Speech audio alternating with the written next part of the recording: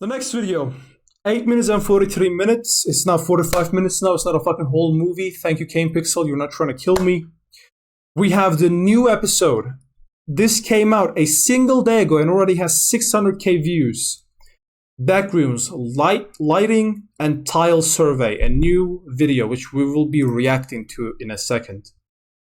But before we do that, let me take a look at my Discord because I'm getting some messages, right?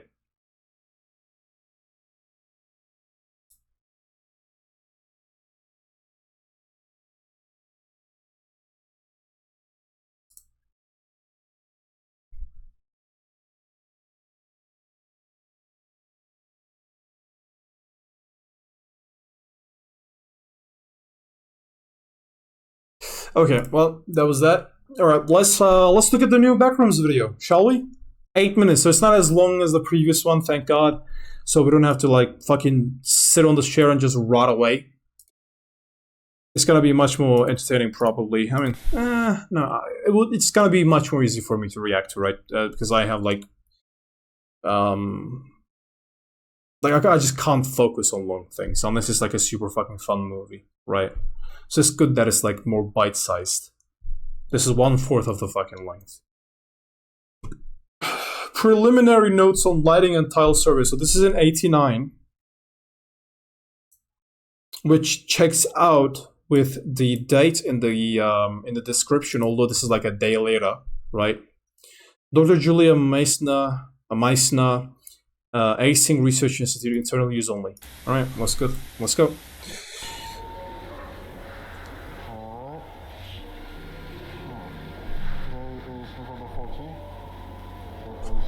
Man, it's insane to think about that all of this stuff is just done in Unreal, and all of this stuff is just like 3D. But it's such high quality and it's such skill by Kane, is that it just looks like real. Fucking crazy. Props to you, man. Props to you, Kane. You're fucking talented, man. Jesus.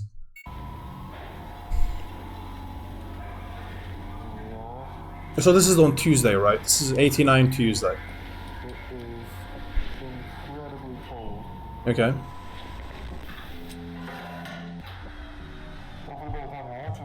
I mean, of course it's incredibly cold because it's like 11th, right? So it's like November, right? So it's like winter time.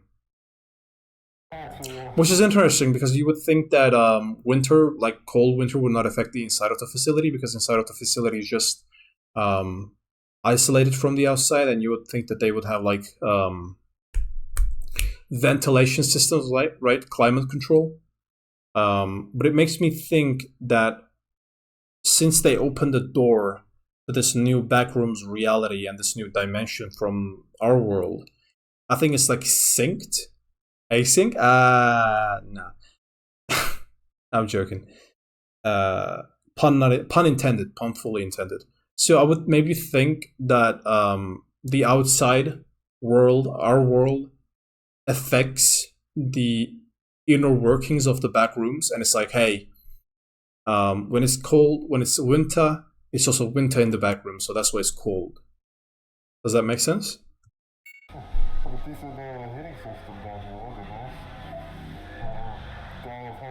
Make sure to stay hydrated. He's saying, I won't die of hypothermia. Like, okay, so that's how cold it is. Got it.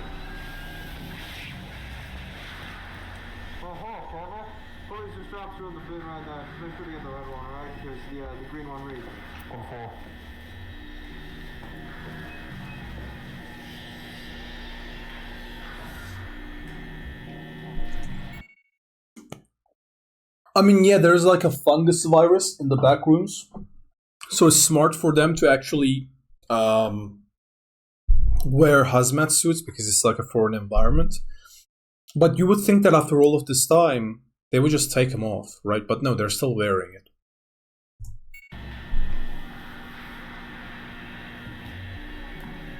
And that's like a decontamination, fuck, I can't talk. Decontamination zone, right? It's like a little box. By the way, the leg movement of that character, like, look at this. Take a look at this. You can tell that it's animated and CGI and like fake by those leg movements. Those are the most fucking funky ass plastic fake leg movements I have ever seen. So it's super realistic, but at some points you can actually tell that the animation is not just breaking apart, right?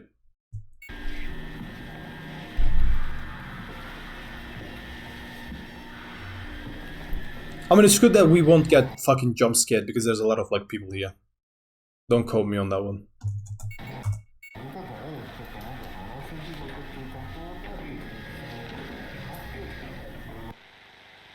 Okay, security check. Okay, he's just looking at the tiles. Yeah, I've always wondered that what's about the tiles though? Is it like fucking nether dimension where you just go up and there's like fucking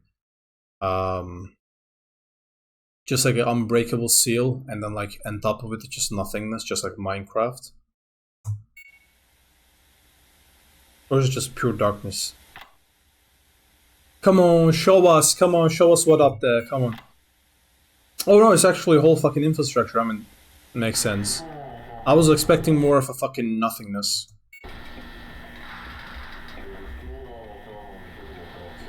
I don't want to get jump scared. No, it's just fucking straight up just... Okay, so what's on top of those wooden, like, wooden boards, right? Wooden floorboards, like sport. What's on top of them? That's what I'm wondering about. No insulation on top, and I'm seeing a bunch on the floor above. Yeah, what's up there? What's up there? There's ventilation as well. You see that? You see the vents? Some of it's insulated, I think. I don't want to get jump scared. I don't know. I'm not a vent guy. I don't know. I'm not a wet guy. I don't know. Oh, it looks no rust, I think. Yeah, no, it looks pristine fucking clear. It's clean. It looks pristine clean. Yeah, it's like just newly fucking installed. Oh. More than one. Which interests me, right? Because like you have this place where it just like auto generates itself, right? And then it always stays clean and pristine and never like gets like worn out. Which makes me think like what would happen if they take like a chunk of this metal of this place, right? Or like material, take it back to the real world and kind of like take a look at it. And it's like, hey, these are its properties and this is how it's different and that's why it's never go bad. Something to think about, right? Floor, and I use that term loosely. We then attempted to cut power to the nearest fluorescent light fixture, a standard troffer. However, we were unable to isolate the power source, and the conduit remained live, despite the absence of any visible external power supply. Right, okay. So it's just fucking magic then. The source of electrical current remains unknown at this time. Yeah, it's just fucking magic. Using an insulated toolkit, we carefully isolated the light fixture from its electrical conduit, extracted the troffer from the ceiling, and transported it back inside, back to standard for analysis. And a 0.5 meter sample of conduit was also taken, with all exposed wiring safely secured afterwards in the ceiling. So the ceiling tile extracted measures 1.27 meters by 1.14 meters. 1.27. That's actually quite fucking big, not gonna lie. That's actually like really, really big. That's actually like really, really big fucking tile. That's like Walmart, like ceiling tiling big. It's actually quite fucking big. Meters, which is certainly not standard, but it's composed primarily of mineral fiber. It seems normal in composition, has a fissured texture with mild tegular edges.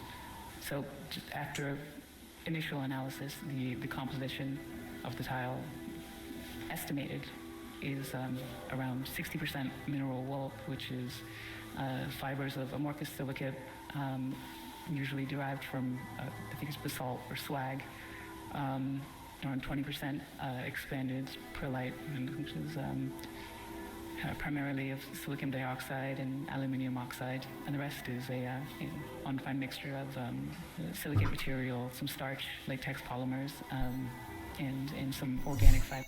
Okay, so it's just a fucking normal ass seal tiling, right? Derived from plant materials, recycled cellulose, really. But the light troffer housing is made of galvanized steel coated with a thin layer of zinc. Inside, the fluorescent bulbs are non-standard in proportion, most closely resembling T12 bulbs. So the 4 bulbs measure 1.2 meters in length with a That's a fucking gigantic ass light bulb, by the way. That's like fucking Jesus. It's like fucking humongous. It's like this. It's like a gigantic fucking light bulb. 38.1 millimeters. We're extrapolating here, only 51, but all the end waves and the rest contain the following components. Phosphor coating, the calcium hemophosphate for converting ultraviolet light to visible light. Mercury vapor in a small quantity, which facilitates the ultraviolet light emission. Argon gas, and again, this is all standard. Yeah, this is all standard shit. If you were ever present in your fucking high school chemistry class, you already know this shit. That's an inert gas that assists with regulating the current and really starting the bulbs. And they are connected via a G13 base, which is a standard 2-pin base with 13 millimeter spacing for electrical connection. Right. So the wiring connected to the fixture is PVC insulated copper, which appears standard. Hey, PVC is fucking plastic, right? And the prismatic diffuser over the bulbs is made of polymethyl methacrylate, which is again commonly used for its light diffusion properties. I mean, it's what we have in the building here, very standard. Right, so nothing fucking out of the ordinary, but this magic fucking light somehow fucking works by no cables. There's some variation in how they're being manufactured now. This one contains a laminated steel core and copper windings designed to operate at 60 hertz. So the ballast emits a prominent 120 hertz hum. This seems to be the case for the majority, if not all. My fucking eyes. That we've assessed thus far, mostly just through simple curing, but this is due to magnetostriction and core vibration. The noise may be exacerbated by loose lamination plates or degradation of the insulating potting material over time. So it's definitely an indication that this has been running for a little bit. I mean, despite its age, the ballast is functional. Its large proportions suggest it was built for a non-standard space, not something you'd find in the majority of offices or most commercial spaces, though that's not something I'm too familiar with, truthfully.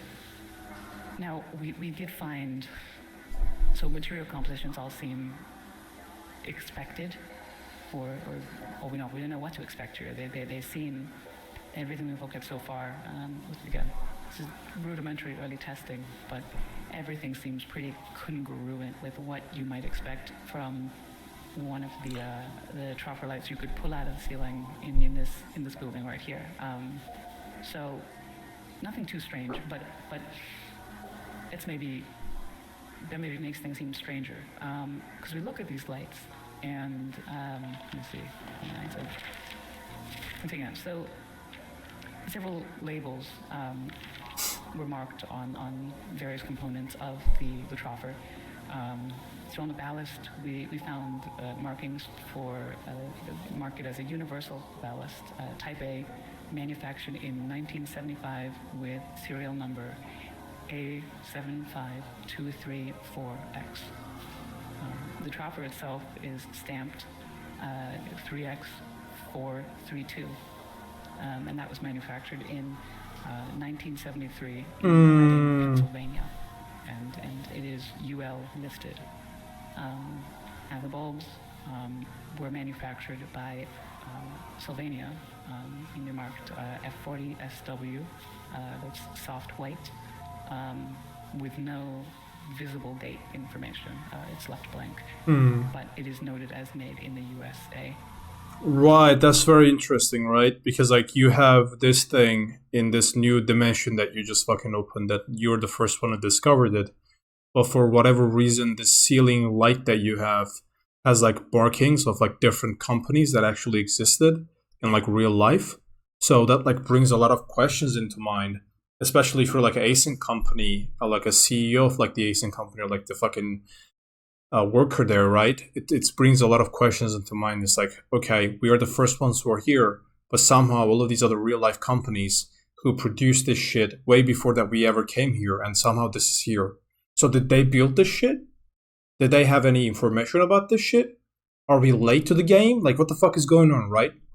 Very interesting. Something to keep in mind.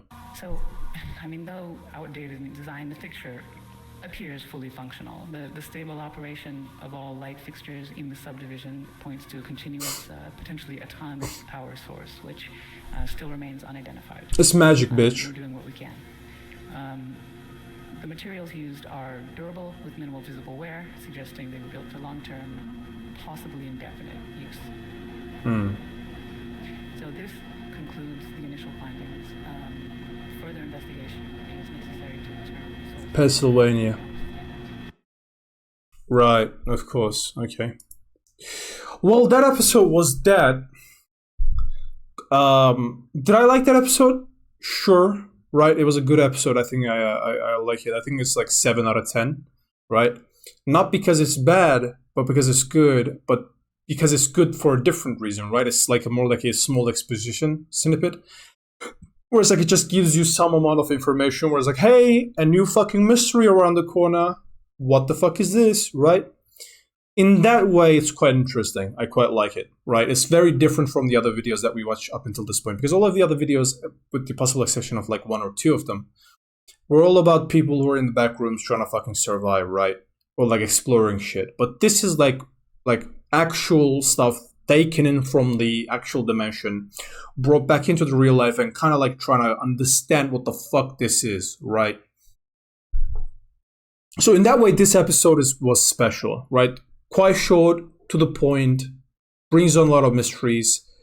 I quite like this episode. It was quite good. It's quite good. You know, it's good to see Kane Pixel doing like other shit as well. You know, not just focusing on the main mystery of the thing, which is that people trying to survive in there, but more like trying to explore and trying to understand what's going on and actually like what this thing is, right?